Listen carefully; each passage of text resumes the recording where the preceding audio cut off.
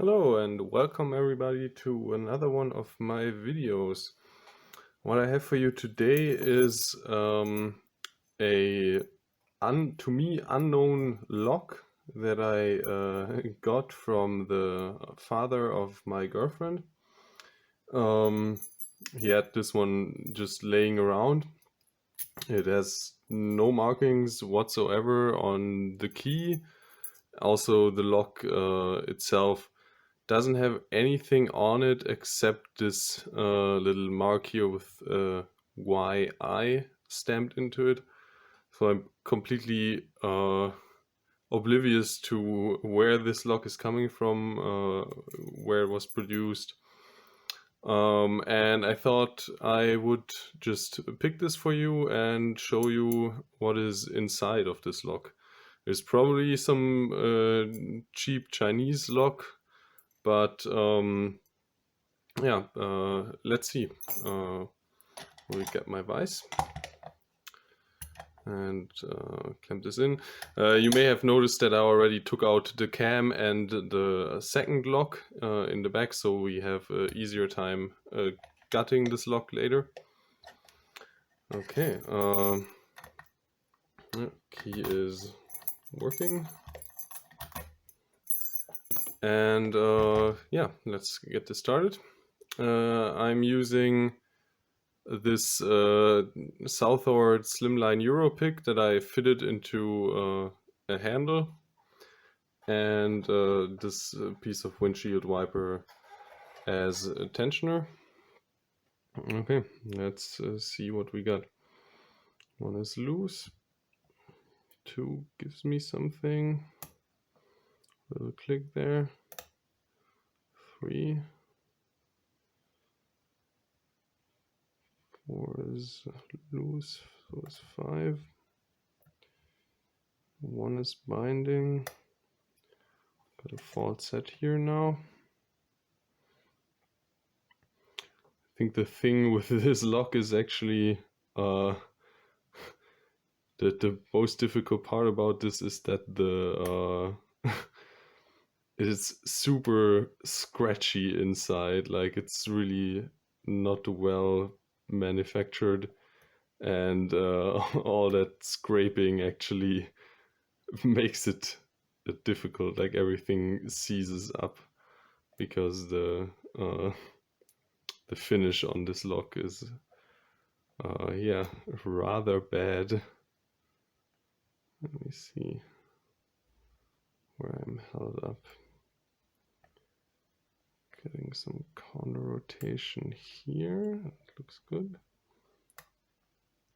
Corner rotation here too.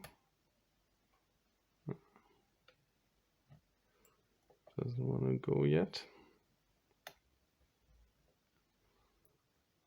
Pin 1 is giving me corner rotation.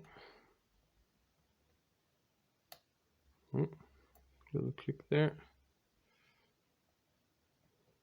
Let's see. This feels set. 4 feels fine. 5 is still giving me counter rotation. Let me see what we can do there. It seems to be really like a really low pin, so I might have to reach for, nope, I wanted to say might need to reach for a deeper hook, but it worked. The lock is open, and we can now grab ourselves a pinning shoe to push those driver pins out of the way, like this, and then try to get this clip off the back of the lock. See if we can get this clip off. Get us a pinning tray.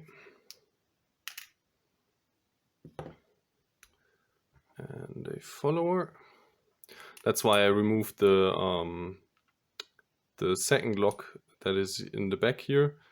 So I can now just push this follower through the lock and just take it out like that. Okay, I'm gonna take you a little bit closer for the gutting. The first thing I want to do is dump the key pins. So first pin we have here is just a standard pin. Second one as well. Third one is really long, but also nothing special about it. As is 4. And the 5th pin is also just a standard pin. Let's put aside the core and see what's inside of this this core.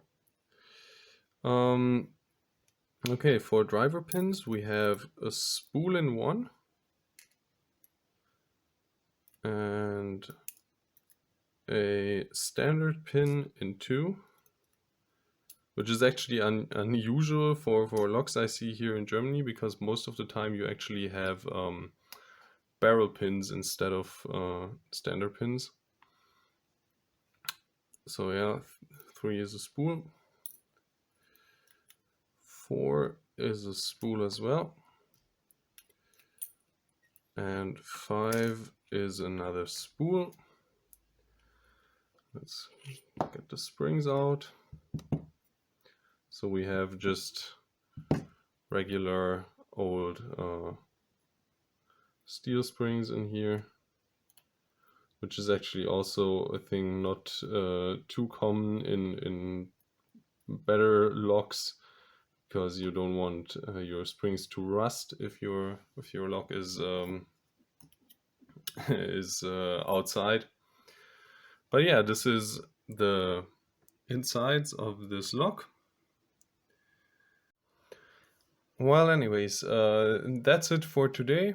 I hope you liked it, and yeah, see you in a future video. Bye!